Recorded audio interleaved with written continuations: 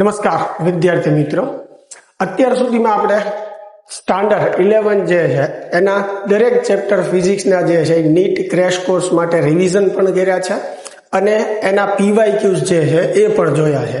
આજના વિડીયો લેક્ચરથી આપણે સ્ટાન્ડર્ડ 12 જે છે એની શરૂઆત જે છે એ કરવાના છીએ. હવે 11મું ઘણો સમય થઈ ચૂક્યો હતો, એટલા માટે એના કોન્સેપ્ટ અને MCQ બંને આપણે કરતા હતા. અને 12માની આપણે વાત કરીએ તો 12માની બોર્ડની એક્ઝામ હમણાં જ તમે આપેલી હોય, એટલે હું માનું છું ત્યાં સુધી તમને કોન્સેપ્ટ ને થિયરી જે છે બધા યાદ હશે. એટલે 12મા ધોરણની અંદર આપણે એવી રીતે ચાલશું કે દરેક ચેપ્ટરના જે છે આપણે PYQs જે છે નીટના એ જ કરશું, બરોબર. અને મેક્સિમમ આપણે એવો પ્રયત્ન કરશું કે દરેક વિડીયોની અંદર મેક્સિમમ પ્રશ્નો જે છે એ કરી શકાય. જેમ કે મિનિમમ દરેક ચેપ્ટરમાં આપણે 25 થી 30 MCQ તો કરવાના છીએ, અને એનાથી વધારે હશે તો વધારે પણ આપણે કરીશું. અને PYQs જે આપણે કરીએ છીએ એ દરમિયાન જો તમને કોઈ ચેપ્ટરમાં તકલીફ પડતી હોય, કોઈ ચેપ્ટરના કોન્સેપ્ટમાં કે થિયરીમાં તકલીફ પડતી હોય તો ખાસ મને કોમેન્ટ કરીને જણાવજો. તો એની ઉપર આપણે અલગથી વિડીયો બનાવશું, જેથી કરીને તમારી કોઈ થિયરી કે કોન્સેપ્ટ જે છે એ અધૂરો ન રહી જાય અને નીટમાં આપણે સારામાં સારા માર્ક લાવી શકીએ. તો મિત્રો, 12મા ધોરણમાં આપણે જે નીટનો ક્રેશ કોર્સ કરશું એમાં દરેક ચેપ્ટરમાં આપણે PYQs જે છે એ જ કરશું. સાથે સાથે એવા પણ PYQ આવતા જશે કે જેમાં આપણે શોર્ટ ટ્રીકનો પણ ઉપયોગ કરી શકીએ. ખાસ તમે મારા શોર્ટ ટ્રીકના વિડીયો જે છે એ જોતા હશો, બીજા વિદ્યાર્થીઓને પણ તમે શેર કરજો, જેથી કરીને એને ઉપયોગી માહિતી જે છે એ મળી રહે. અને એ જ કોન્સેપ્ટ જ્યારે આપણે દરેક ચેપ્ટરના PYQ કરશું અને એની અંદર જ્યારે એવા પ્રશ્નો આવશે ત્યારે આપણે શોર્ટ ટ્રીકથી પણ એને સોલ્વ કરશું, જેથી કરીને એક્ઝેક્ટ તમને ખ્યાલ આવે કે એ શોર્ટ ટ્રીકના લીધે આપણો સમયનો કેટલો બચાવ થાય છે. ચાલો, તો વધારે સમય બગાડ્યા વગર આજે 12માનું પહેલું જે ચેપ્ટર છે એની આપણે શરૂઆત કરીએ, વિદ્યુતભાર અને વિદ્યુત ક્ષેત્ર, અને એના PYQs જે છે એ જોઈએ. સૌથી પહેલો પ્રશ્ન જે છે કે એક દ્વિધ્રુવીય એટલે ડાયપોલ મોમેન્ટ, બરોબર, 2×10⁵ ન્યૂટન પ્રતિ કુલમ તીવ્રતાના વિદ્યુત ક્ષેત્ર સાથે. ચાલો, વિદ્યુત ક્ષેત્ર આપણને આપેલું છે 2×10⁵ ન્યૂટન પ્રતિ કુલમ ના વિદ્યુત ક્ષેત્ર સાથે 30 ના ખૂણે મૂકેલી છે, એટલે થીટા બરાબર જે છે એ 30. તે 4 ન્યૂટન ઇન્ટુ મીટર જેટલું ટોર્ક અનુભવે છે, એટલે ટો બરાબર 4 ન્યૂટન ઇન્ટુ મીટર. જો દ્વિધ્રુવીની લંબાઈ એટલે એને આપણે 2a કહી શકીએ, 2 સેન્ટીમીટર હોય, એને મીટરમાં ફેરવી નાખીએ તો દ્વિધ્રુવી પરના વીજભારની ગણતરી કરો. ચાલો, શું ગણવાનું છે આપણે? Q. તો આપણને ખ્યાલ છે કે જ્યારે સમાન વિદ્યુત ક્ષેત્રમાં આપણે ડાયપોલને મૂકીએ તો એના પર ટોર્ક લાગે, અને ટોર્ક કેટલું લાગે તો કે ટો બરાબર PE sin થીટા. કારણ કે આપણને જે કિંમત આપી હોય ને એ જ સૂત્રનો ઉપયોગથી આપણે પ્રશ્ન જે છે એ ગણવાનો હોય. તો ટોર્ક આપેલું છે તો ટોર્કના સૂત્રનો ઉપયોગ કરીએ આપણે. P એટલે ડાયપોલ મોમેન્ટ, જેનું સૂત્ર થશે 2AQ ઇન્ટુ E. થીટા જે છે એ કેટલું છે? 30 છે. હવે Q આપણે મેળવવાનો છે. Q ને સૂત્રનો કરતા બનાવીએ તો ટોના છેદમાં થશે 2A ઇન્ટુ E sin 30. ચાલો, આમાં કિંમત મૂકી દઈએ તો ટોર્ક જે છે કેટલું આપેલું છે આપણને? 4, બરોબર, 2A, બરોબર. તો 2A જે છે કેટલું છે? 2×10⁻². આમાં ઘણા વિદ્યાર્થીઓ શું કરે, ખાલી A મૂકે, A બરાબર 2 મૂકી દે અને આ 2 ગુણાકારમાં રહેવા દે છે, એટલે એના લીધે જવાબ ખોટો પડી જશે. એટલે ખાસ ધ્યાન રાખવાનું, 2A બરાબર 2 સેન્ટીમીટર છે. E કેટલું આપણને આપેલું છે? 2×10⁵ અને sin 30 એટલે 0.5. ચાલો, આ ક્લિયર થાય છે. તો હવે આનું તમે સાદું રૂપ આપશો એટલે ફાઇનલ આન્સર જે છે એ આપણો આવશે 2×10⁻³ કુલમ, જેને 10⁻³ ને મિલી પણ કહી શકાય. એટલે આપણો ફાઇનલ આન્સર એ થશે 2 મિલી કુલમ. બરોબર વિદ્યાર્થી મિત્રો, અહીંયા હવે હું સાદું રૂપ આપતો નથી, કારણ કે સમગ્ર 11મા ધોરણના ક્રેશ કોર્સ દરમિયાન મેં તમને દરેક PYQ ની અંદર કેલ્ક્યુલેટર વગર આપણે સાદું રૂપ કેમ આપી શકીએ એ શીખવાડેલું છે. હવે 12માં આપણે એવો મેક્સિમમ પ્રયાસ કરીએ છીએ કે વધારે MCQ કરી શકાય, એટલા માટે હવે તમને આઈડિયા આવી ગયો હશે કે કેલ્ક્યુલેટર વગર આપણે સાદુરૂપ કઈ રીતે આપી શકીએ. એટલે દરેક પ્રશ્નમાં હવે આપણે સાદુરૂપમાં સમય જે છે નહીં બગાડીએ, કારણ કે અગાઉ મેં તમને શીખવાડી દીધેલું છે.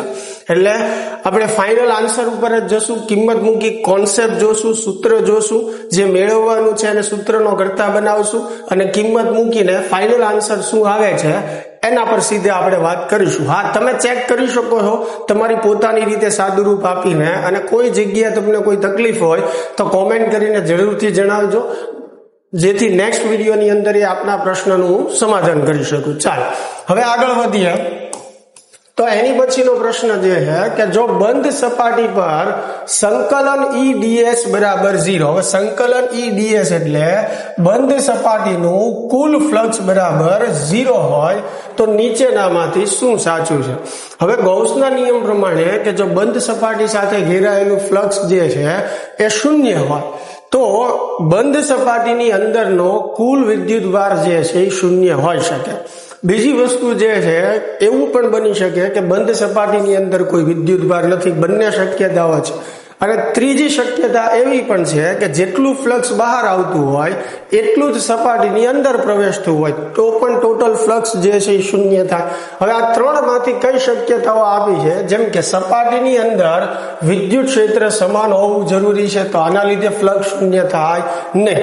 બીજો પ્રશ્ન, સપાટીમાં પ્રવેશતી ક્ષેત્ર રેખાઓની સંખ્યા અને તેમાંથી નીકળતી ક્ષેત્ર રેખાઓની સંખ્યા જેટલી હોય છે, તો આ ઓપ્શન સાચો છે. સપાટીની અંદર જેટલું ફ્લક્સ દાખલ થાય છે એટલું ફ્લક્સ જે છે એ બહાર આવતું હોય.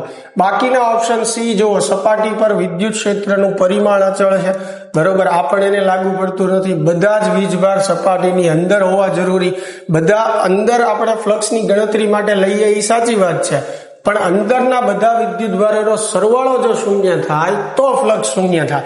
એટલે આ પણ જે છે એ સાચું નથી. એટલે આપણી માટે સાચો આન્સર જે છે એ શું આવશે? બી આવશે. બરોબર. ચાલો એની પછીનો પ્રશ્ન જે છે આપણે જોઈએ કે આકૃતિમાં દર્શાવ્યા પ્રમાણે બે બિંદુવત વિદ્યુતભારો -q અને +q ને એકબીજાથી L અંતરે મૂકેલા છે. તો R અંતરે, જ્યાં R very very greater than L અંતરે વિદ્યુત ક્ષેત્રની તીવ્રતાનું મૂલ્ય. હવે તમે ધ્યાનથી આકૃતિ જુઓ તો આ આપણને વિદ્યુત ડાયપોલ આપી છે અને ડાયપોલના બે વિદ્યુતભારો વચ્ચેનું અંતર L આપ્યું છે. તો હવે આપણને ખબર છે કે ડાયપોલ માટે તમે અક્ષ ઉપર વાત કરતા હોવ કે વિષુવવૃત્ત ઉપર વાત કરતા હોવ, બરોબર છે, capital R very very greater than L માટે ડાયપોલનું વિદ્યુત ક્ષેત્ર જે છે એ હંમેશા અંતરના ઘનના વ્યસ્ત સંબંધમાં હોય. એટલે આપણો જવાબ જે છે એ શું આવશે? બી, 1/r³. બરોબર. અને આ બંને માટે સાચું છે, પણ એની શરત આ છે દૂરના બિંદુ માટે, R very very greater than L માટે. બરોબર. ચાલો એની પછીનો પ્રશ્ન જોઈએ આપણે. તો એ છે આકૃતિમાં દર્શાવ્યા અનુસાર એક ડાયપોલને વિદ્યુત ક્ષેત્રમાં મૂકવામાં આવે છે તો તે કઈ દિશામાં ગતિ કરશે? ચાલો અહીંયા આકૃતિમાં થોડો સુધારો કરું છું, એ ધ્યાન રાખજો. અહીંયા +q વિદ્યુતભાર છે, બરોબર, જે રીતે પ્રશ્ન નીટમાં પૂછાયેલો હતો એ પ્રમાણે સુધારો કરું છું. અહીંયા +q વિદ્યુતભાર છે અને અહીંયા જે છે -q છે. આવી રીતે આપેલું છે. હવે તમે અહીંયા સમજી શકો કે આ બાજુ ક્ષેત્ર રેખાઓ છૂટી છે એટલે અહીંયા ક્ષેત્ર જે છે નિર્બળ છે, આ બાજુ ક્ષેત્ર રેખાઓ ગીચ છે એટલે અહીંયા ક્ષેત્ર જે છે પ્રબળ છે. હવે આ ધન વિદ્યુતભાર છે, આ ઋણ વિદ્યુતભાર છે. હવે ધન વિદ્યુતભાર ઉપર લાગતું જે બળ જે છે એ ક્ષેત્રની દિશામાં હોય. હવે ક્ષેત્ર આ બાજુ છે તો ધન વિદ્યુતભાર ઉપર લાગતું બળ QE1 જેટલું. ધારો કે અહીંયા વિદ્યુત ક્ષેત્ર E1 છે, કેમ કે બે જગ્યાએ જુદું છે, તો અહીંયાનું E1 ધારો તો ધન ઉપર જે બળ લાગે એ ક્ષેત્રની દિશામાં લાગે, ઋણ ઉપર જે બળ લાગશે ક્ષેત્રની વિરોધી દિશામાં લાગશે. હવે પરિણામી બળ મેળવવું હોય તો મારે બેયની બાદબાકી કરવી પડે, એટલે મોટા બળમાંથી નાનું બળ બાદ કરવું. બરોબર. એટલે આ 0 તો થશે જ નહીં. બરોબર. હવે જ્યારે બે સદિશો વિરોધી દિશામાં હોય ત્યારે પરિણામી સદિશ કઈ દિશામાં આવે? તો કે મોટા સદિશની દિશામાં. હવે અહીંયા મોટો સદિશ એટલે મોટું બળ કયું છે? QE1, કારણ કે આ ક્ષેત્ર પ્રબળ છે એટલે અહીંયા ક્ષેત્ર પ્રબળ તો આ બળ પ્રબળ થશે. એટલે પરિણામી બળ જે છે એ કઈ બાજુ આવશે? જમણી તરફ આવશે, બરોબર. હવે પરિણામી બળ જે છે એ જમણી તરફ આવશે એટલે સૌથી પહેલો આપણે ઓપ્શન જુઓ કે જમણી તરફ ક્યાં આપેલું છે, ઓપ્શન એ અને સી માં.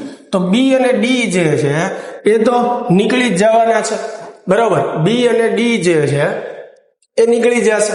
ચાલો હવે વાત રહી એ અને સી માં. તો જુઓ જમણી તરફ આપ્યું છે, પાછું એમાં લખ્યું છે તેની સ્થિતિ ઉર્જા વધશે, પછી લખ્યું છે સ્થિતિ ઉર્જા જે છે એ ઘટશે, બરોબર. હવે ધ્યાનથી સમજો, આ વિદ્યુત ક્ષેત્ર જે આપ્યું છે એનો આ છેડો ધન હશે, આ છેડો ઋણ હશે. હવે જેમ ઋણ બાજુ જઈએ એમ ઘટે. હવે સ્થિતિ ઉર્જાનું સૂત્ર આપણી પાસે એક આવું છે, Q ઇન્ટુ વી. વી ની જગ્યાએ આપણે લખી શકીએ E ઇન્ટુ આ. તો સ્થિતિ ઉર્જા જે છે એ વિદ્યુત ક્ષેત્રના સમપ્રમાણમાં કહેવાય. તો ક્ષેત્ર ઘટશે તો સ્થિતિ ઉર્જા ઘટશે. તો બળ કઈ બાજુ લાગે છે? જમણી તરફ. જમણી તરફ એટલે ઋણ બાજુ ક્ષેત્ર ઘટે છે, કારણ કે અહીંયા નિર્બળ ક્ષેત્ર છે. એટલે જેમ આ બાજુ જઈએ એમ ક્ષેત્ર ઘટે છે. ક્ષેત્ર ઘટે તો સ્થિતિ ઉર્જા ઘટશે. એટલે ઓપ્શન સી જે છે એ આપણો રાઈટ આન્સર આવશે. ચાલો, ક્લિયર થાય છે?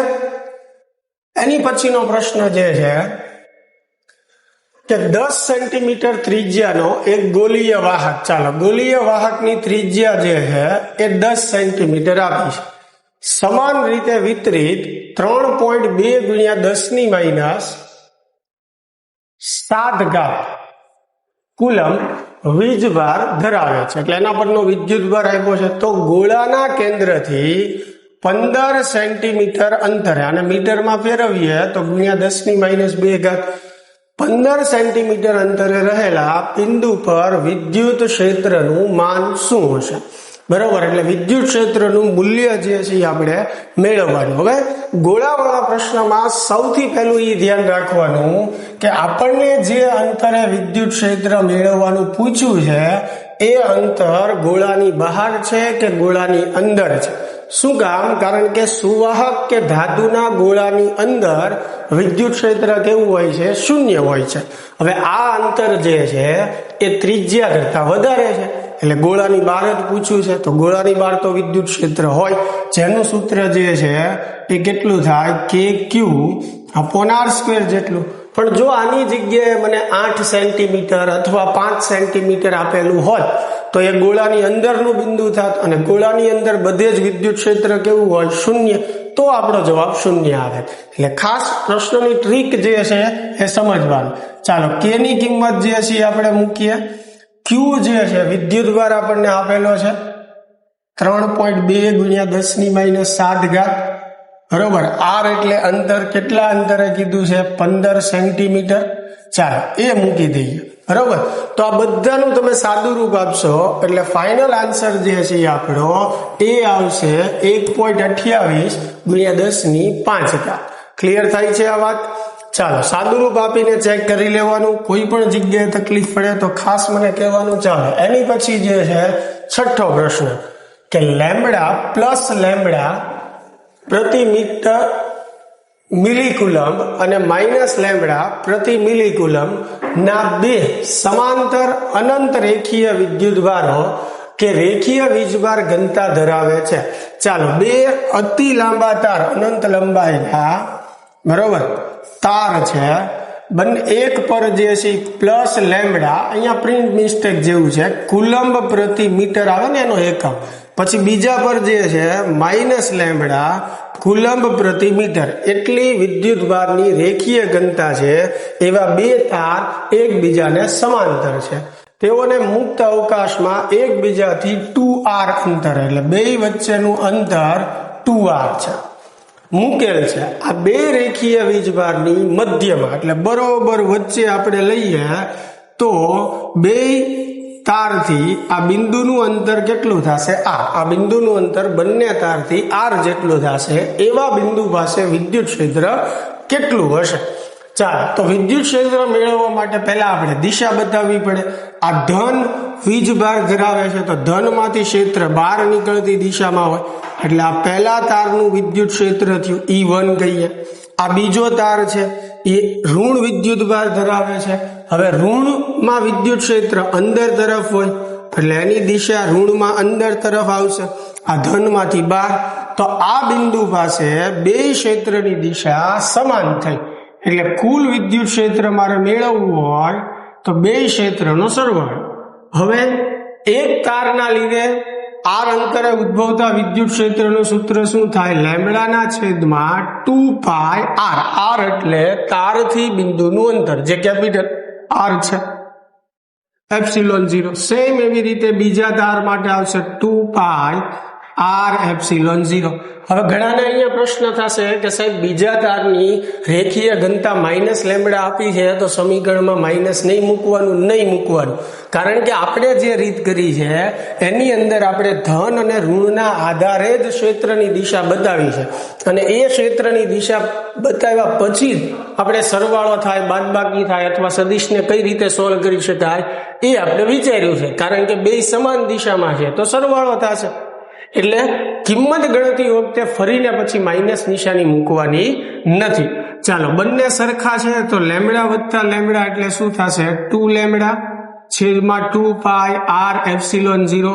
2 કેન્સલ થશે તો જવાબ આપણો આવશે લેમ્બડાના છેદમાં πr એપ્સિલોન 0.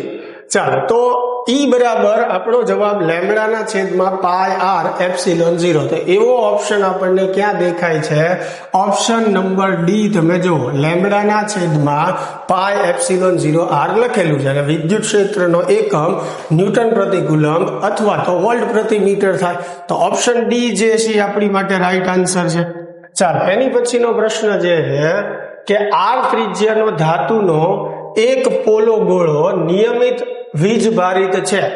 કેન્દ્રથી આર અંતરે આ ગોળાના લીધે વિદ્યુત ક્ષેત્ર, હમણાં જ આપણે વાત કરી કે કોઈ ગોળો હોય, આની ત્રિજ્યા જે છે ગોળાની કેપિટલ આર આપી છે, તો ગોળાની અંદર બધે જ કોઈ પણ જગ્યાએ કેન્દ્રમાં કે કોઈ પણ જગ્યાએ વિદ્યુત ક્ષેત્ર જે છે એ શૂન્ય હોય. બરોબર છે? સપાટી ઉપર વિદ્યુત ક્ષેત્ર કેટલું હોય તો કે KQ/R જેટલું, એટલે કે મેક્સિમમ હોય સપાટી પર. બરોબર? હવે સપાટીથી બહાર નીકળો તો બહારની બાજુ વિદ્યુત ક્ષેત્ર કેટલું થાય? KQ/r² જેટલું, એટલે કે બહારની બાજુ વિદ્યુત ક્ષેત્ર જે છે એ અંતરના વર્ગના વ્યસ્ત સંબંધમાં હોય છે. બરોબર? એટલે જો હું કેન્દ્ર ઉપર હોઉં તો ત્યાં વિદ્યુત ક્ષેત્ર શૂન્ય છે. હવે કેન્દ્રથી જેમ જેમ આગળ વધીશ એમ બધે 0 જ થશે, કારણ કે અંદર બધે 0. ક્યાં સુધી 0 રહેશે? સપાટી સુધી, એટલે કે સપાટી પહેલા. જેવા તમે સપાટી ઉપર આવશો એટલે વિદ્યુત ક્ષેત્ર આટલું થશે, અને સપાટીથી આગળ નીકળશો તો જેમ આર વધે એમ વિદ્યુત ક્ષેત્ર ઘટતું જશે. તો આવો ઓપ્શન આપણે જોવાનો કે અંદરની તરફ 0 આવતું હોય, સપાટી પર મેક્સિમમ હોય, અને બહારની તરફ આર વધે એમ ઈ ઘટે, એવો કંઈક ઓપ્શન હોવો જોઈએ. તો સૌથી પહેલો option R less than capital R, એટલે આ અંદરની તરફ અને આ બહારની તરફ થયું, માટે જેમ આર વધે તેમ વધે. એટલે એવું કહેવા માંગે છે કે અંદર અથવા બહાર બંને કેસમાં આર વધે એમ વધવા મળે. તો અહીંયા અંદર અને બહાર સરખું નથી, અંદર કેવું હોય છે? 0, એટલે પહેલો ઓપ્શન ખોટો છે. એવી જ રીતે બીજો ઓપ્શન જોવો, આર લેસ ધેન આર અને R greater than capital R માટે જેમ આર વધે તેમ વધે. બરોબર? એટલે અંદર અને બહાર જેમ આર વધશે એમ વધતું જશે. પેલા કેસમાં ઘટે એમ હતું. તો આપણને ખ્યાલ છે કે એક સરખું સમજણ એની નથી. અંદર 0 છે, સપાટી પર મેક્સિમમ છે, અને બહાર જેમ જાશું એમ આર વધશે એટલે ઈ જે છે ઈ ઘટશે. તો આવો ઓપ્શન આપણે જોવાનો છે. ચાલો, આર લેસ ધેન આર માટે, એટલે કે અંદરની બાજુ જેમ આર વધે છે તેમ શૂન્ય છે. ચાલો, અંદરની બાજુ આર કોઈ પણ આપણે લઈએ, અંદરની તરફ કેવું હશે? શૂન્ય. પછી R greater than capital R માટે જેમ આર વધે તેમ ઘટે છે. તો આ જોયું આપણે, એટલે ઓપ્શન સી જે છે એ સાચો જવાબ છે. અને ડી પણ વાંચી જુઓ, આર લેસ ધેન આર માટે જેમ આર વધે તેમ શૂન્ય. આ વાત સાચી છે, પણ આર ગ્રેટર ધેન આર માટે જેમ આર વધે તેમ વધે છે નહીં, તો આ ખોટું છે. એટલે ઓપ્શન ડી પણ નહીં આવે. એટલે ઓપ્શન સી જે છે એ આપણી માટે રાઈટ આન્સર છે. ચાલો, એની પછીનો પ્રશ્ન જે છે કે ક્રમિક પ્લસ ક્યુ અને માઇનસ ક્યુ વીજભાર ધરાવતા બે બિંદુવત વીજભારો એ અને બી ને એકબીજાથી નિયત અંતર પર અલગ રાખેલા છે કે જેથી તેમની વચ્ચે લાગતું બળ એફ છે. ચાલો, બે વિદ્યુતભાર છે, એનું ખાલી બળનું મૂલ્ય ધ્યાનમાં લાવ તો ક્યુ ગુણ્યા ક્યુ એટલે ક્યુ સ્ક્વેર છેદમાં એમની વચ્ચેનું અમુક અંતર ધારી લો આર, તો બે વચ્ચે જે બળ લાગે છે એનું સૂત્ર જે છે એ શું થશે? કે ક્યુ સ્ક્વેર અપોન આર. હવે શું કહે છે કે જો એનો 25% વિદ્યુતભાર, હવે એ ઉપર જે છે પ્લસ ક્યુ વિદ્યુતભાર છે, બી ઉપર જે છે એ માઇનસ ક્યુ વિદ્યુતભાર છે, બરોબર, એનો 25% વીજભાર બી પર ટ્રાન્સફર કરવામાં આવે. હવે એનો નવો વિદ્યુતભાર એટલે ક્યુ એ પ્રાઇમ થઈ ગયા. પહેલા કેટલો હતો? ક્યુ. એમાંથી 25% કાઢી લેવાનો. કોના કાઢીએ છીએ એટલે ઓછો થશે? 25% કોના? એના મૂલ્યના, બરોબર. એટલે ક્યુ માઇનસ 25% ક્યુ. હવે ટકાવારી દૂર કરીએ તો આને 0.25 ક્યુ લખી શકાય.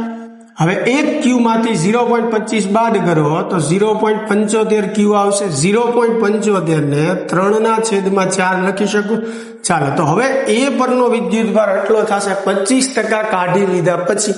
હવે એ 25% કોને આપવાનો છે? બી ને.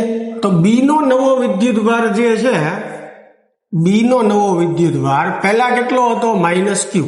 હવે એ માંથી 25% કાઢીને બી ને આપવાનો એટલે વત્તા, અને 25% એટલે 0.25 ક્યુ, બરોબર. તો આમાં પણ -1 વત્તા 0.25 એટલે -0.75 ક્યુ આવશે. હવે 0.75 ને આપણે 3/4 લખી શકીએ. ચાલો, તો હવે એનો વિદ્યુતભાર એટલો થશે અને બી નો એટલો થશે. હવે બંનેને સેમ અંતરે રાખીએ. જો અહીંયા અંતર બદલવાની કોઈ આપણને વાત કરી નથી, એટલે અંતર સેમ જ ગણવાનું છે આપણે. તો હવે કેટલું બળ લાગશે? તો નવા બળને આપણે કહીએ એફ પ્રાઇમ. બળનું સૂત્ર થાય કે પહેલો વિદ્યુતભાર ગુણ્યા બીજો વિદ્યુતભાર. અહીંયા ખાલી મૂલ્ય ધ્યાનમાં લેશું. પહેલો વિદ્યુતભાર 3/4 ક્યુ, બીજા વિદ્યુતભારનું મૂલ્ય 3/4 ક્યુ, છેદમાં અંતર એટલું જ રાખવાનું છે. ચાલો, તો એફ પ્રાઇમ બરાબર 3 × 3 એટલે 9, 4 × 4 એટલે 16. બાકી જે વધે છે કે Q square upon R square as it is. આની જગ્યાએ આપણે શું લખી શકીએ? એફ લખી શકીએ. ચાલો, તો નવું બળ જે છે એ પહેલા કરતા 9F/16 જેટલું થશે. તો ઓપ્શન સી જે છે એ આપણી માટે રાઈટ આન્સર થશે. ચાલો, ક્લિયર થાય છે? એની પછીનો પ્રશ્ન જે છે કે એક સમાન અને ઉર્ધ્વ દિશામાં ઉપરની તરફ દિશાવંતી વિદ્યુત ક્ષેત્ર E માં એક ઇલેક્ટ્રોન સ્થિર અવસ્થામાંથી શિરોલંબ h અંતર નીચે પડે છે. ચાલો, એક વિદ્યુત ક્ષેત્ર જે છે એ ઉપરની દિશા તરફ આપેલું છે અને એની અંદર એક ઇલેક્ટ્રોન જે છે એ પડે છે અને h જેટલું અંતર કાપે છે. એટલે આમાં h જેટલું અંતર કાપે છે. હવે આ વિદ્યુત ક્ષેત્રની દિશા તેનું માન સમાન રાખી ઉલટી કરવામાં આવે. હવે વિદ્યુત ક્ષેત્રની દિશા જે છે ઉલટાવી નાખીએ. આ શિરોલંબ અંતર h પરના સ્થિર પ્રોટોનને તેમાં પડવા દેવામાં આવે. એટલે કે આમાં હવે એક પ્રોટોનને પડવા દેવામાં આવે છે અને એ પણ h જેટલું જ અંતર કાપે છે આમાં. તો પ્રોટોનને પડતા લાગતા સમયની સરખામણીમાં ઇલેક્ટ્રોનને પડતા લાગતો સમય ખાલી જગ્યા છે. ચાલો, ઇલેક્ટ્રોન અને પ્રોટોનને જે સમય લાગે છે આ h અંતર કાપવા માટે એની આપણે સરખામણી કરવાની છે. ચાલો, આપણી પાસે એક સૂત્ર છે D બરાબર V0t પ્લસ 1/at². એમાં પ્રારંભિક વેગ 0 એટલે આ પદ 0 થશે. D એટલે કાપેલું અંતર જેને આપણે h કહીએ. આ 1/2 એની જગ્યાએ f ના છેદમાં m લખી શકીએ, બરોબર, ઇન્ટુ t². એમનામ f એટલે વિદ્યુત બળ થશે અહીંયા, તો QE છેદમાં m ઇન્ટુ t², બરોબર. તો આમાંથી સમયને તમે સૂત્રનો કરતા બનાવો તો t² બરાબર શું થશે? 2mh છેદમાં QE. તો અહીંયા તમે જુઓ સમય જે છે એનો વર્ગ t² કોના સમપ્રમાણમાં થયું? h ના. બાકી બધી રાશિ તમે જુઓ, સોરી, એચ ની દળ એમ, કેમ કે બાકી બધી રાશિ જે છે એ સરખી છે, એચ ક્યુ અને ઈ પ્રોટોન ઇલેક્ટ્રોન માટે, તો કોની ઉપર આધાર રાખશે? એના દળ ઉપર. અને આમે લખી શકો કે ટી સમપ્રમાણમાં રૂટ એમ. તો હવે પ્રોટોન કરતા ઇલેક્ટ્રોનનું દળ જે છે એ ઓછું હોય, દળ ઓછું તો એનો સમય જે છે એ ઓછો હશે. ગણતરી કરવાની જરૂર નથી, અહીંથી ખબર પડી જાય છે કે ઇલેક્ટ્રોનનું દળ ઓછું છે પ્રોટોન કરતા, તો એનો સમય પણ ઓછો આવશે. એટલે જવાબ આપણો એમ આવે કે ઇલેક્ટ્રોન જે છે એને સમય ઓછો લાગશે પ્રોટોન કરતા, એટલે એ જે છે આપણી માટે રાઈટ આન્સર થશે. એની પછીનો જે છે આપણે જોઈએ પ્રશ્ન. ધારો કે પ્રોટોન અને ઇલેક્ટ્રોન પરનો વિદ્યુતભાર થોડો જુદો પડે છે, તેમાંનો એકનો -E અને બીજાનો E પ્લસ ડેલ્ટા E છે. એટલે કહેવા એમ માંગે છે કે ભાઈ ધારો કે ઇલેક્ટ્રોનનો વિદ્યુતભાર તો આપણે -E લઈએ જ છીએ, પણ પ્રોટોન પરનો જે છે એ E પ્લસ ડેલ્ટા E, એટલે કે ઇલેક્ટ્રોન કરતા ડેલ્ટા E જેટલો વધારે છે. બે હાઇડ્રોજન પરમાણુઓને એકબીજાથી ડી અંતરે તેમની વચ્ચે લાગતું પરિણામી વિદ્યુત બળ અને ગુરુત્વ બળ શૂન્ય છે, તો ડેલ્ટા ઈ નું મૂલ્ય ખાલી જગ્યા ક્રમનું હશે. બરોબર, ચાલો ડેલ્ટા ઈ નું મૂલ્ય જે છે આપણે ગોતવું. હવે સમજો બે હાઇડ્રોજન પરમાણુની વાત, આ પહેલો પરમાણુ, આ બીજો પરમાણુ, બરોબર, આની પાસે એક ઇલેક્ટ્રોન, આની પાસે એક ઇલેક્ટ્રોન. હવે આની અંદર જે પ્રોટોન હશે એનો વિદ્યુતભાર કેટલો? E plus delta E. હવે ધ્યાનથી સમજો તો એક હાઇડ્રોજનનો ટોટલ વિદ્યુતભાર જે છે કેટલો થશે? તો કે ઇલેક્ટ્રોનનો -E અને પ્રોટોનનો E પ્લસ ડેલ્ટા E. બરોબર, તો આ કેન્સલ થશે, તો એક હાઇડ્રોજન પરનો વિદ્યુતભાર કેટલો થશે? Delta E. એવી રીતે બીજા પરનો વિદ્યુતભાર કેટલો થશે? Delta E. હવે આ બેયને આપણે અમુક અંતરે રાખવાના છે, બરોબર. ત્યારે બળ, ગુરુત્વ બળ અને વિદ્યુત બળ સરખું છે. ચાલો, ગુરુત્વ બળ Fg, વિદ્યુત બળ Fe સરખા છે. ગુરુત્વ બળનું સૂત્ર G, બરોબર, m², m ગુણ્યા m m² હાઇડ્રોજનનું દળ લેવાનું, છેદમાં અમુક અંતર ધારો કે d, તો d નો વર્ગ, બરાબર વિદ્યુત બળનું સૂત્ર K, Q ગુણ્યા Q નો સ્ક્વેર. હવે Q એટલે ડેલ્ટા E આવશે, એના છેદમાં અંતરનો સ્ક્વેર, બરોબર. તો d² કેન્સલ થઈ જશે. ડેલ્ટા E જે છે આપણે મેળવવાનું, તો ડેલ્ટા E ને આપણે સૂત્રનો કરતા બનાવીએ તો K છેદમાં આવશે, એટલે gm², એના છેદમાં K થશે, બરોબર. આ બાજુ gm² વધશે, સમજાય છે. ડેલ્ટા E² જે છે એની ઉપરથી ડેલ્ટા E મળશે, dd કેન્સલ થઈ ગયું. ચાલો, g ની કિંમત 6.67 ગુણ્યા 10⁻11, એમ એટલે હાઇડ્રોજનનું દળ આપણને લેવાનું કીધું છે 1.67 ગુણ્યા 10⁻27, એનો વર્ગ, છેદમાં K ની કિંમત 9 ગુણ્યા 10⁹. ચાલો, આ સાદુરૂપ આપશો એટલે સૌથી પહેલા તમને ડેલ્ટા E² જે છે એ મળશે, બરોબર. હવે ડેલ્ટા E² મળે પછી તમારે વર્ગમૂળ કાઢી લેવાનું. હવે વર્ગમૂળ કાઢતી વખતે ધ્યાન રાખવાનું કે 10 ની ઘાત જે છે એ યુગ્મ હોવી જોઈએ, બરોબર. તો 10 ની ઘાત તમારે અહીંયા 10⁻74 આવશે, એનું વર્ગમૂળ કાઢશો એટલે 10⁻37 ના ક્રમનો જવાબ થશે. એટલે ડેલ્ટા E નું મૂલ્ય જે છે એ 10⁻37 કુલમ જેટલું હશે. ચાલો, ખ્યાલ આવે છે? સાદુરૂપ આપીને ખાસ મેળવી જોજો. એની પછીનો પ્રશ્ન જે છે આપણે સોલ્વ કરીએ. 11. એક પદાર્થના અણુની કાયમી વિદ્યુત ડાયપોલ ચાર્જ માત્રા P છે. એક તીવ્ર સ્થિતિ વિદ્યુત ક્ષેત્ર E આપીને આ પદાર્થના 1 મોલ ધ્રુવીભૂત કરવામાં આવે છે. એટલે કે વિદ્યુત ક્ષેત્ર લાગુ પાડીને 1 મોલ પદાર્થને ધ્રુવીભૂત કરવામાં આવે છે. એકાએક આ ક્ષેત્રની દિશા 60 ખૂણા જેટલી બદલવામાં આવે. જો n એવોગેડ્રો અંક હોય તો આ ક્ષેત્ર વડે કાર્યનો જથ્થો. ચાલો, કાર્ય જ્યારે વિદ્યુત ક્ષેત્રની અંદર ડાયપોલને થીટા જેટલું ભ્રમણ આપવામાં આવે તો કાર્યનું સૂત્ર શું થાય? PE 1 - cos θ. હવે P એટલે કુલ ડાયપોલ મોમેન્ટ. અહીંયા એક અણુની P છે હવે 1 મોલ જથ્થો કીધો છે, 1 મોલમાં કેટલા અણુ હોય? n. તો n અણુની ટોટલ કેટલી થાય? n ઇન્ટુ p જેટલી. એટલે ટોટલ ડાયપોલ મોમેન્ટ આપણે અહીંયા np લેવી પડશે. E એઝ ઇટ ઇઝ 60 નું ભ્રમણ આપવાનું છે એટલે થીટા બરાબર 60 મૂકશું. તો અહીંયા npe cos 60 ની કિંમત થાય 1 માઇનસ 1 એટલે 1 આવશે. તો 1 વધ્યું એને ગુણ્યા npe. તો આપણો રાઈટ આન્સર જે છે એ શું થશે? એ થશે 1 npe. ચાલો એની પછીના પ્રશ્નની આપણે વાત કરીએ કે m દળના એક પૈડા પર વ્યાસના બે વિરુદ્ધ બિંદુઓ પર પ્લસ ક્યુ અને માઇનસ ક્યુ વીજભાર છે.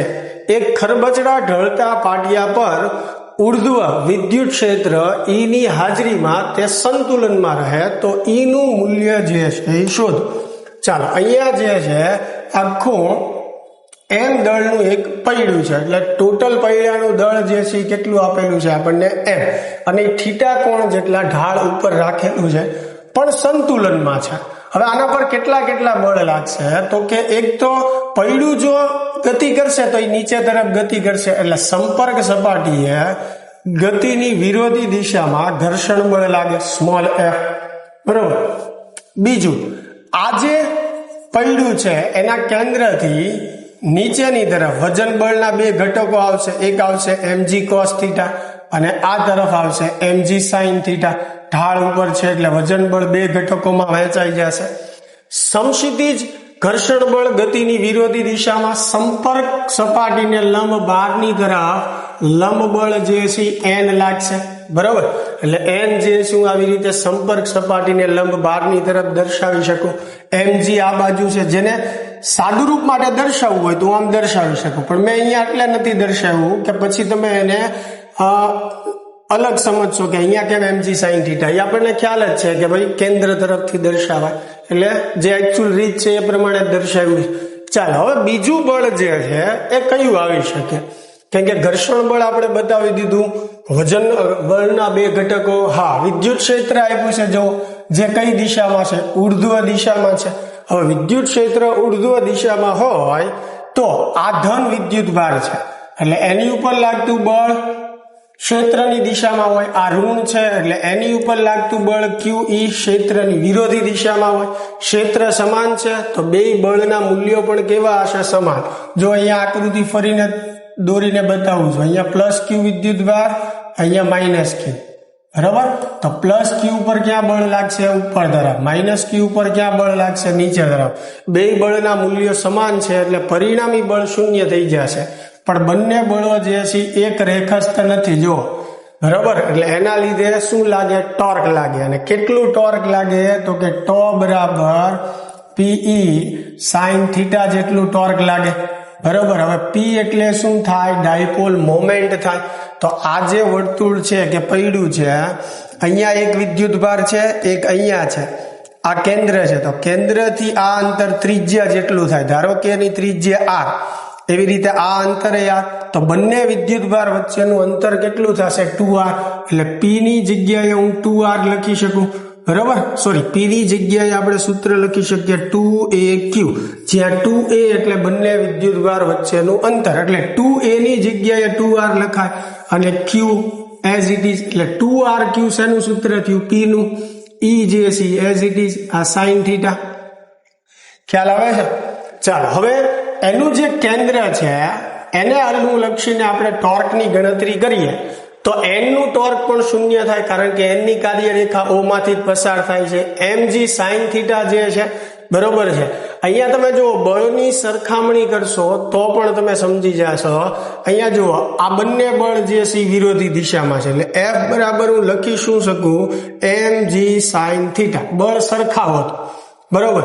એવી રીતે આ બે બળ સરખાવી શકો, પણ એની જરૂર નથી. આપણે એક જરૂર પડશે ફક્ત આની.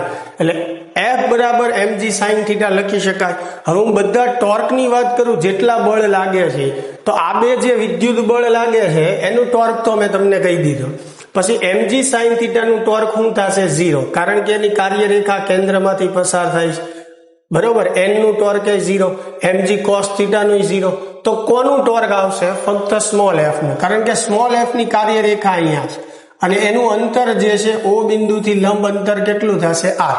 તો ઘર્ષણ બળના લીધે જે લાગતું ટોર્ક છે બરોબર એનું સૂત્ર થશે F ઇન્ટુ r. બરોબર, F ઇન્ટુ r એટલે બળ ગુણ્યા લંબ અંતર. હવે F ની કિંમત કેટલી છે mg sin થીટા જેટલી, એટલે F ની જગ્યાએ mg sin થીટા લખીએ તો ઇન્ટુ r. તો એક ટોર્ક આ લાગે છે, બાકી બધા બળનું ટોર્ક જે છે એ 0 જ છે. બરોબર, એક આ ડાયપોલ બળ યુગ્મના લીધે લાગ્યું વિદ્યુત, બરોબર, અને એક જે છે આ ઘર્ષણ બળના લીધે.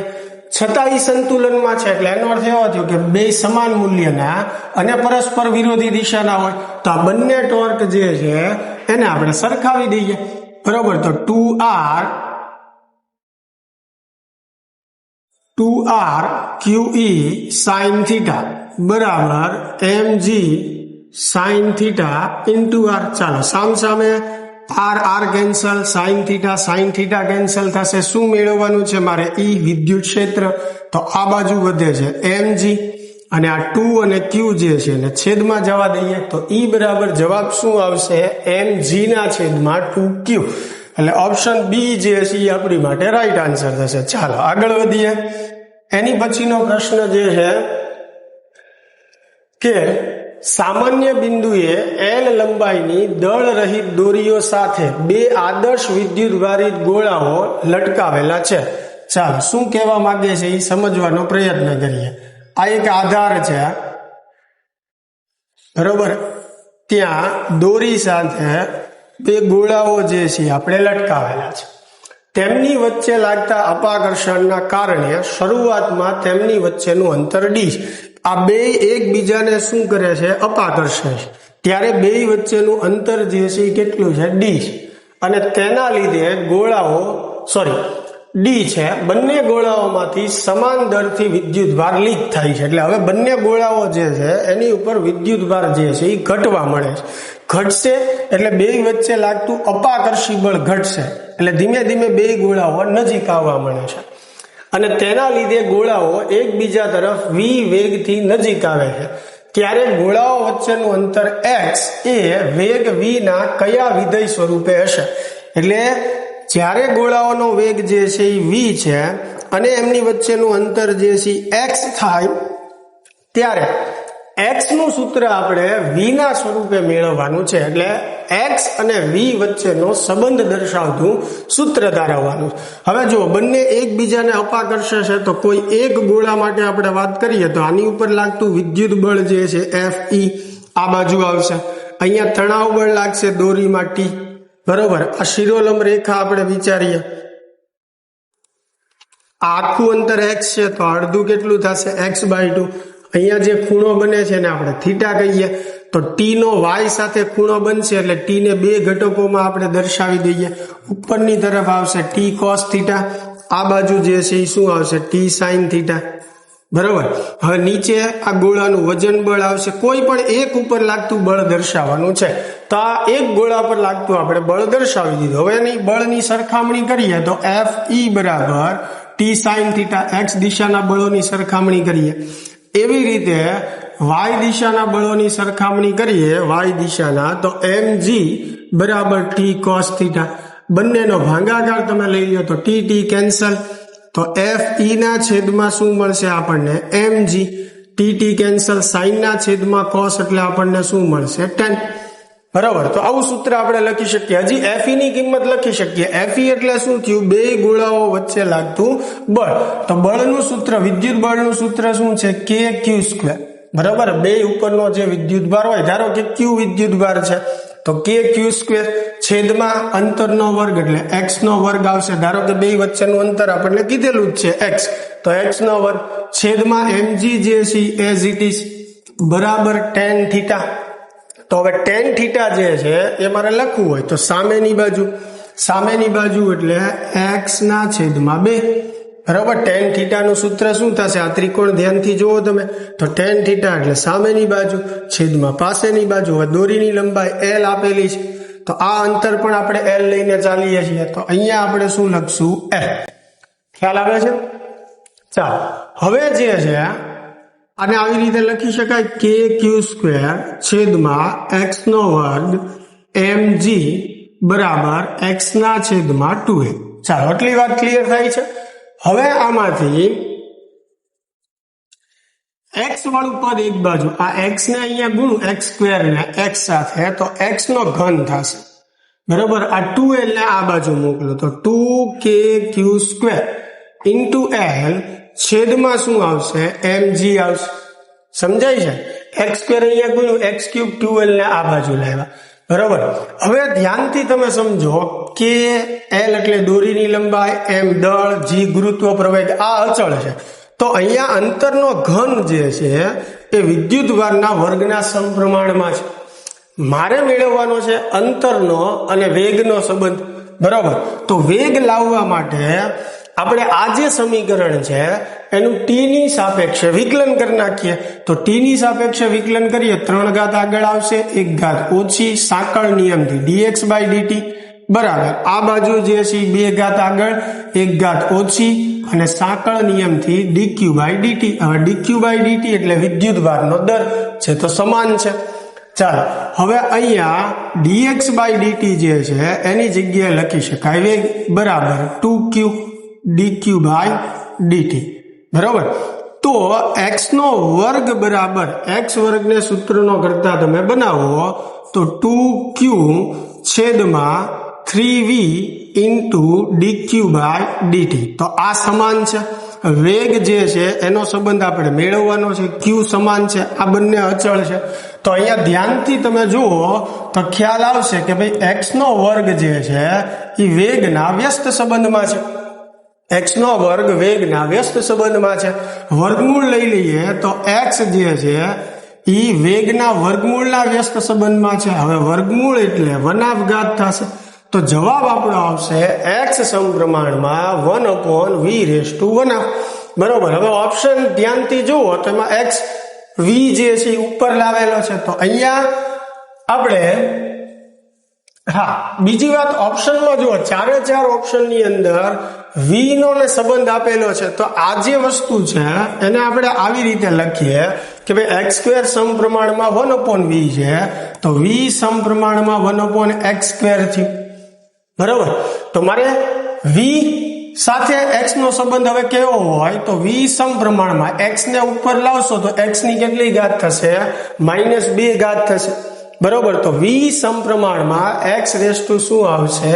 -2 ઘાત આવશે. બરોબર, તો એ ખાસ ધ્યાન રાખવાનું, અહીંયા ઓપ્શનમાં નથી એટલે કોઈ પ્રિન્ટ મિસ્ટેક છે. બરોબર, v ના આધારે જવાબ આપણે આપવો હોય, બરોબર છે, તો શું થશે? v સમપ્રમાણમાં x⁻2 થશે. અને જો x ના આધારે આપણે જવાબ આપવો હોય તો x સમપ્રમાણમાં 1/v⁻1/2 અને એ v ને ઉપર લઈએ તો v⁻1. ચાલો ક્લિયર થાય છે? તો x સમપ્રમાણમાં v⁻1/2 એ સાચો છે. અહીંયા એક પણ ઓપ્શન સાચો નથી એટલે એની ઉપર ધ્યાન ન દેતા, બંને જવાબ કઈ રીતે લખી શકાય એ મેં તમને કીધું છે. આપણને x જ મેળવવાનો કીધો છે વેગ v ના સ્વરૂપે, એટલે આપણને જે પ્રશ્ન આપ્યો છે એ પ્રમાણે આ કરેક્ટ આન્સર છે. x સમપ્રમાણમાં v⁻1. ચાલો ક્લિયર થાય છે? આ ખાસ ધ્યાન રાખજો આમાં.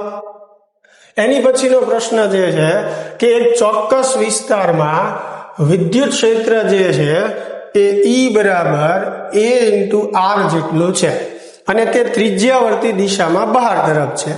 એ ત્રિજ્યાના ગોળાના કેન્દ્ર પર રહેલા વિદ્યુત ભારથી મળતું વિદ્યુત ક્ષેત્ર. હવે ગોળાના કેન્દ્ર પર રહેલા વિદ્યુત ભારના લીધે એટલે સૂત્ર થાય kq અપોન એની ત્રિજ્યા એટલે a, એટલે kq/a². હવે અહીંયા પ્રશ્ન એમ કીધો છે કે ત્રિજ્યાના ગોળાના કેન્દ્ર પર રહેલા વિદ્યુત ભારથી મળતું વિદ્યુત ક્ષેત્ર મેળવવાનું નથી. એ ત્રિજ્યાના ગોળાના કેન્દ્ર પર રહેલો વિદ્યુત ભાર ગણવાનો છે. બરાબર, પ્રશ્ન ધ્યાનથી સમજજો. શેની ગણતરી આપણે કરવાની છે? વિદ્યુત ભાર કેટલો હશે. તો આમાંથી q ને સૂત્રનો કરતા બનાવવું તો q બરાબર થશે E⁻a² છેદમાં આવશે k. હવે E જે છે એ a × r, r એટલે અંતર. હવે ગોળાની સપાટી ઉપર હોય તો r બરાબર શું લખી શકાય? a. એટલે E ની જગ્યાએ capital A × small a. Into a નો સ્ક્વેર છેદમાં k ની જગ્યાએ 1/4πε0. ચાલો તો q બરાબર 4πε0 ઉપર જશે, બરોબર. કેપિટલ A ગુણ્યા a સ્ક્વેર એટલે a નો ઘન થશે. ચાલો તો વિદ્યુતભાર મેળવવાનો છે અને જેનો answer 4πε0 a into a cube એટલે ઓપ્શન સી જે છે એ આપણી માટે રાઈટ આન્સર થશે. ચાલો ક્લિયર થઈ છે એટલી વાત. આગળ વધીએ. એની પછીનો 15મો પ્રશ્ન કે સમાન વિદ્યુતભારિત બે પીચ બોલ એક જ આધાર બિંદુ પરથી સમાન લંબાઈની દોરી વડે લટકાવેલ છે. હવે બંને દોરીઓને તેની અડધી ઊંચાઈએ દ્રઢ રીતે બાંધી દેવામાં આવે છે. ચાલો સમજીએ શું કહેવા માંગે છે કે સૌપ્રથમ એક દ્રઢ આધાર સાથે આ બંને દોરીના છેડે જે છે એ આવી રીતે આપણે પીચ બોલ જે છે એ બાંધેલા છે અને ત્યારે તેમની જે આ ઊંચાઈ જે છે એ આપણે કહીએ h, બરોબર. અને એ વખતે એમની વચ્ચેનું અંતર ધારો કે r છે. બંને ગોળા વચ્ચેનું અંતર જે છે એ r. આ ખૂણો જે છે એને આપણે થીટા કહીએ, બરોબર. આટલું સમજાય છે. ચાલો હવે બંને દોરીઓને તેની અડધી ઊંચાઈએ દ્રઢ રીતે બાંધી દેવામાં આવે. આ ઊંચાઈ કેટલી છે h. હવે અડધી ઊંચાઈએ બાંધી દઈએ એટલે આ ઊંચાઈ જે છે આપણે h/2 કરીએ, અથવા આને l કહો તો આને l/2 કહેવાય, આને y કહેશો તો y/2. ત્યારે બે વચ્ચેનું અંતર જે છે r' કહી દઈએ, બરોબર. તો એ સંતુલિત અવસ્થામાં બંને બોલ વચ્ચેનું અંતર એટલે કહેવા એમ માંગે છે કે જ્યારે એને અડધી ઊંચાઈએ બાંધવામાં આવે ત્યારે બંને પીચ બોલ વચ્ચેનું અંતર જે આપણે r' ધાર્યું છે એ કેટલું હશે. તો જે રીતે આની અગાઉનો એક પ્રશ્ન આપણે ગણ્યો હતો કે આ બાજુ વિદ્યુત બળ લાગતું છે આ ગોળા પર Fe જેટલું, નીચેની તરફ જે છે વજન બળ લાગતું હશે, બરોબર છે. અહીંયા તણાવ બળનો ઘટક T sin થીટા આવશે અને ઉપરની તરફ આવશે T cos થીટા. સેમ એ જ રીતથી આપણે મેળવવાનું છે અને એ રીતમાં આપણે જે સૂત્ર મેળવ્યું હતું kq² છેદમાં x નો વર્ગ, બરોબર. હવે x જે છે એ બે ગોળા વચ્ચેનું અંતર, તો અહીંયા અંતર જે છે એ શું છે r છે, તો અહીંયા r² આવશે, બરોબર. છેદમાં શું હતું mg બરાબર અહીંયા શું હતું tan થીટા. tan થીટા એટલે સામેની બાજુ એટલે r/2 છેદમાં પાસેની બાજુ એટલે h. યાદ આવે છે. પછી આપણે અહીંયા r ની જગ્યાએ આ 2 નીચે લાવીએ એટલે r/2h લખી શકાય. ત્યાં આપણે l કીધું હતું ને એની બદલે અહીંયા h કીધું છે. સેમ તો આમાંથી r ઘનને તમે સૂત્રનો કરતા બનાવો કેમ કે r² અહીંયા ગુણાશે તો r ઘન થઈ જશે. તો 2h kq² એના છેદમાં mg જે છે આવશે. ચાલો તો પહેલી પરિસ્થિતિ માટે આ થવાનું છે. હવે બીજી પરિસ્થિતિ માટે આપણે વાત કરીએ તો એ અંતર r' છે, તો r' બરાબર આવું જ સૂત્ર બનશે 2h. હવે h જે છે એની જગ્યાએ h/2 આવશે કેમ કે ઊંચાઈ અડધી છે, kq² એના છેદમાં mg. ચાલો 2 કેન્સલ કરીએ તો r' બરાબર h kq² એના છેદમાં mg, બરાબર. ચાલો ખ્યાલ આવે છે. હવે આપણે આ અંતર મેળવવાનું છે r' એટલે બંને સમીકરણનો ગુણોત્તર લઈ લઈએ તો r' છેદમાં r³ આવું થશે. હવે r' એની કિંમત કેટલી છે h kq² છેદમાં mg. હવે r³ ની કિંમત કેટલી છે તો કે r³ એટલે 2h kq² છેદમાં mg. ચાલો સરખું છે એ બધું કેન્સલ એટલે અહીંયા શું વધશે 1/2 વધશે, બાકી બધું કેન્સલ થઈ જશે. તો હવે મારે r' જોતું હોય તો બે બાજુ ઘનમૂળ લેવું પડે, તો r' ના છેદમાં r ઘનમૂળ લેશું એટલે અહીંયા ઘન દૂર થશે અને અહીંયા આવશે 2 નું ઘનમૂળ. તો r' બરાબર મને શું મળશે r ના છેદમાં 2 નું ઘનમૂળ. ચાલો તો આ આપણું અંતર થયું. હવે r ના છેદમાં 2 નું ઘનમૂળ એવો ઓપ્શન આપણને આપેલો છે એ.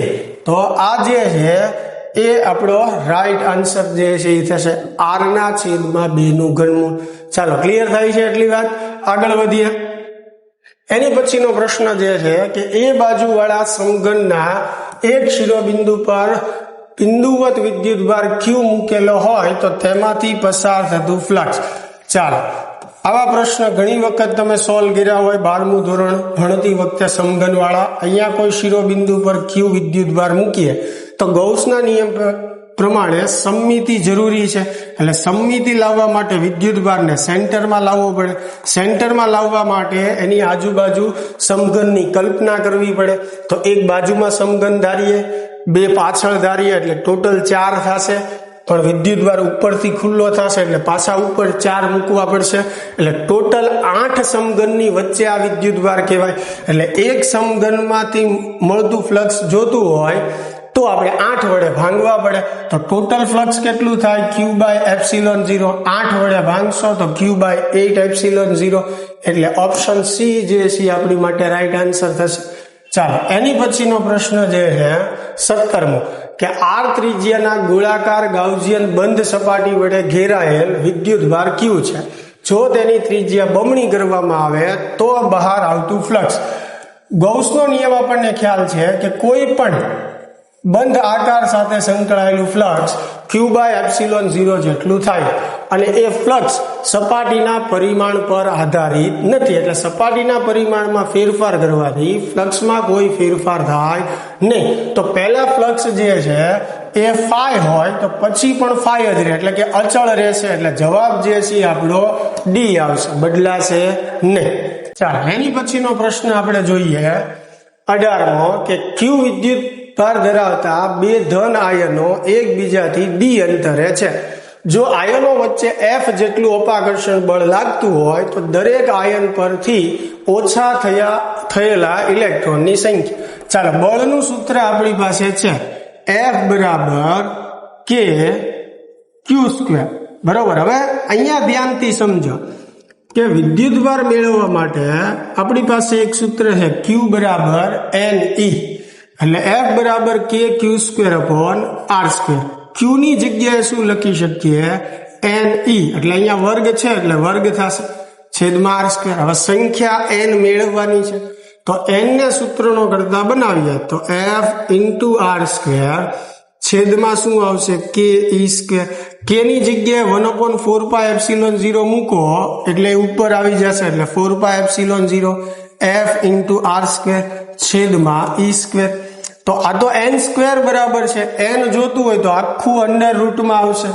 બરોબર, √4πε0 F R²/E².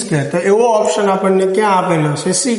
એટલે આ આપણી માટે ઇલેક્ટ્રોનની સંખ્યા થશે. ચાલો, ક્લિયર થાય છે. એની પછીનો પ્રશ્ન આપણે સોલ્વ કરીએ કે R ત્રિજ્યાના વિદ્યુતભારિત વાહક ગોળાના કેન્દ્રથી 3r/2 અંતરે વિદ્યુત ક્ષેત્ર E છે. તો તેના કેન્દ્રથી r/2 અંતરે વિદ્યુત ક્ષેત્ર કેટલું થાય? આની પહેલા પણ એક પ્રશ્નમાં વાત મેં તમને કરી હતી કે અંતર તમારે જોઈ લેવાનું. અહીંયા તમે જુઓ ત્રિજ્યા r છે અને જ્યાં વિદ્યુત ક્ષેત્ર મેળવવાનું કીધું છે એ અંતર r/2 છે. r/2 એટલે ગોળાની અંદર છે અને ગોળાની અંદર બધે જ વિદ્યુત ક્ષેત્ર કેવું હોય? 0 હોય. એટલે આપણો રાઈટ આન્સર જે છે એ બી થશે. ચાલો, એની પછીનો 20મો પ્રશ્ન કે ધાતુમાં ઇલેક્ટ્રોનનો મુક્ત પથ જે છે 4×10⁻⁸ મીટર છે. ધાતુમાં રહેલા ઇલેક્ટ્રોનની સરેરાશ 2 ઇલેક્ટ્રોવોલ્ટ જેટલી ઉર્જા આપી શકાય તો વિદ્યુત ક્ષેત્ર કેટલું હોય? ચાલો, વિદ્યુત ક્ષેત્ર જે છે એ આપણે મેળવવાનું છે. ઇલેક્ટ્રોન માટે મુક્ત પથ એટલે L આપેલો છે. એને ઇલેક્ટ્રોનને જે સરેરાશ ઉર્જા મળે છે અથવા આપી શકાય એ ઉર્જા પણ આપી છે. તો ઉર્જાનું સૂત્ર U બરાબર થાય Q × V. બરાબર, V ની જગ્યાએ લખી શકીએ E × R. તો E મારે જોઈતું હોય તો U ના છેદમાં Q × R. હવે U જે છે એ કેટલું છે? 2 ઇલેક્ટ્રોવોલ્ટ એટલે 1.6×10⁻⁹ જૂલમાં ફેરવી નાખીએ. Q એટલે 1 ઇલેક્ટ્રોન પરનો વિદ્યુતભાર. બરોબર. હવે R જે છે એ એનું મુક્ત પથનું અંતર થયું. એટલે R ની જગ્યાએ L ની કિંમત આપણે મૂકશું 4×10⁻⁸. ચાલો, આ કિંમત જે છે કેન્સલ થઈ જશે. 2/4 એટલે 0.5 થશે. 10⁻8 ઉપર જશે તો +7 થશે. બરોબર, એટલે 0.5 × 10⁷. હવે એને આપણે ફેરવીએ. બરોબર, અહીંયા -8 છે, ઉપર જશે તો +8 થશે. હવે એમાંથી 1 ગુણી નાખો એટલે 5 × 10⁷ ન્યૂટન પ્રતિ કુલમ આપણો રાઈટ આન્સર થશે. ચાલો, એની પછીનો 21મો પ્રશ્ન છે કે એક પાતળી વાહક R ત્રિજ્યા વાળી રિંગને +q વિદ્યુતભાર આપેલો છે. ચાલો, એક રિંગ આપી છે. બરાબર, જેના પરનો ટોટલ વિદ્યુતભાર Q છે. રિંગના A K B, અહીંયા રિંગનું કેન્દ્ર હોય, આ A બિંદુ, સામે D બિંદુ, અહીંયા B અને અહીંયા C. A K B એટલે આ વિસ્તાર, અને 4 ભાગમાં તમે વહેંચી દો તો ખ્યાલ આવશે કે આ A K B જે વિસ્તાર છે એના કારણે, એના પરના વિદ્યુતભારના કારણે કેન્દ્ર O પાસે વિદ્યુત ક્ષેત્ર E મળે છે. એટલે આના લીધે જે વિદ્યુત ક્ષેત્ર છે એ કેન્દ્ર પાસે આ દિશામાં હશે, એટલે કે K થી O ની દિશામાં હશે, કારણ કે ધન વિદ્યુતભાર છે. બરોબર, તો આના લીધે જે ક્ષેત્ર હશે, બરોબર છે, એ આ દિશામાં હશે. તો ACDB ભાગ પરના વિદ્યુતભારના લીધે ACDB એટલે આની સિવાયનો જે બાકીનો ભાગ વધે છે એના લીધે કેન્દ્ર પાસે વિદ્યુત ક્ષેત્ર કેટલું હશે? હવે સૌથી પહેલી વાત સમજો કે સમગ્ર રિંગના લીધે એની કેન્દ્ર પર વિદ્યુત ક્ષેત્ર, કેન્દ્ર પર કીધું છે તો કેન્દ્ર પર વિદ્યુત ક્ષેત્ર જે છે કેવું હશે? 0 હશે. હવે 0 ક્યારે થાય?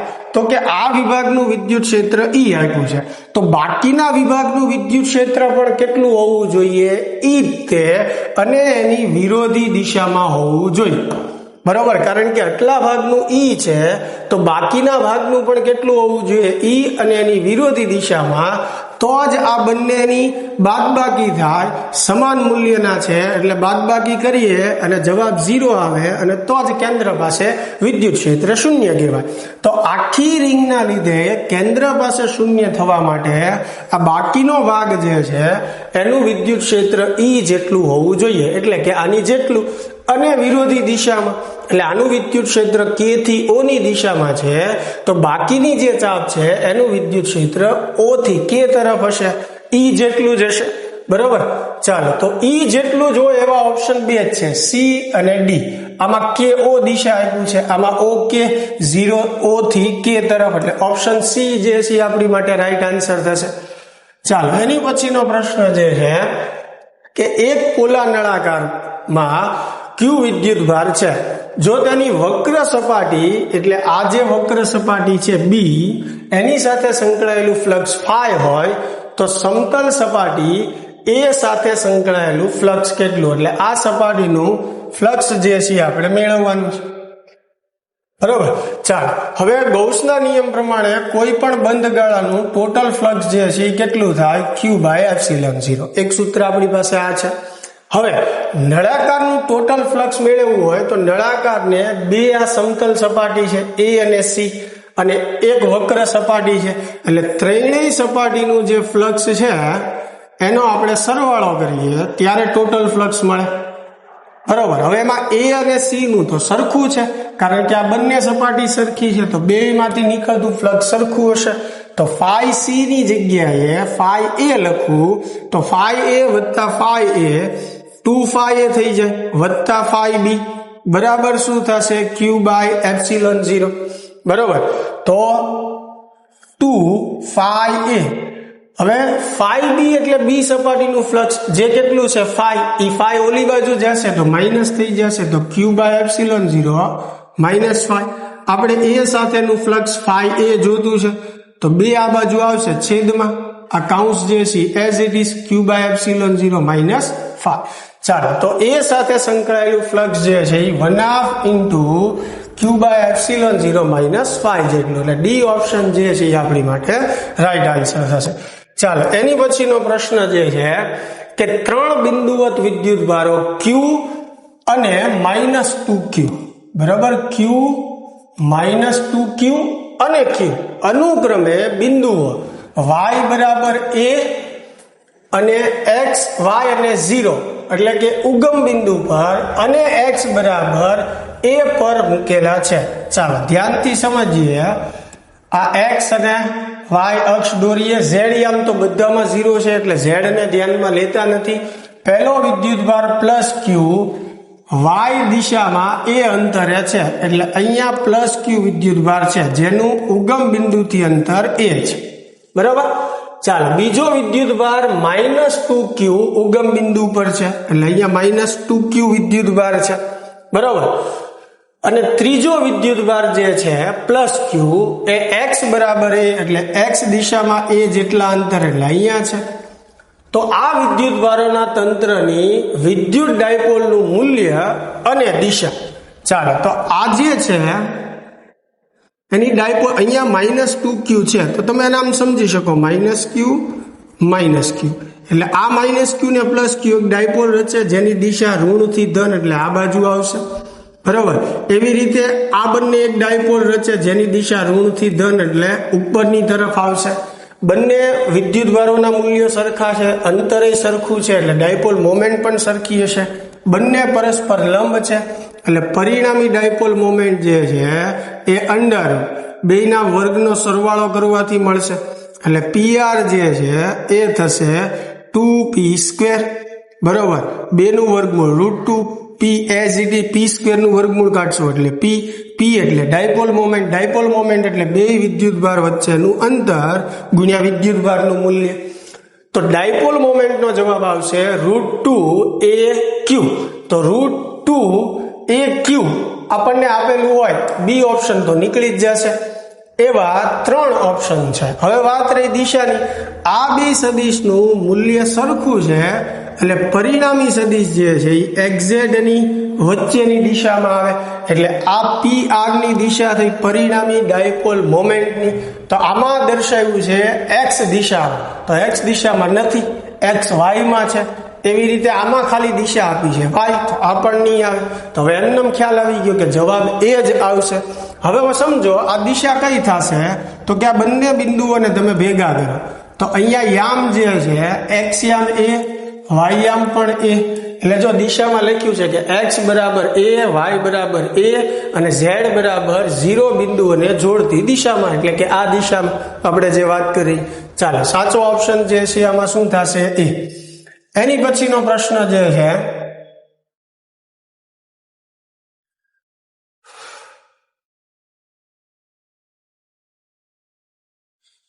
24મો. એક વિદ્યુત ડાયપોલની ડાયપોલ મોમેન્ટ p અને નિયમિત વિદ્યુત ક્ષેત્રમાં મૂકેલી છે. આ ડાયપોલને 90 નું ભ્રમણ આપવા માટે કરવું પડતું કાર્ય. તો આવો જ એક પ્રશ્ન અગાઉ પણ આપણે આવી ગયો. 2 બરાબર pe 1 - cos θ. બરાબર. 90 નું ભ્રમણ માટે cos 90 જે છે 0 થશે. તો w બરાબર જવાબ જે છે એ શું આવશે આપણો pe આવશે. એટલે ઓપ્શન ડી જે છે આપણી માટે રાઈટ આન્સર થશે. ચાલો ક્લિયર થાય છે.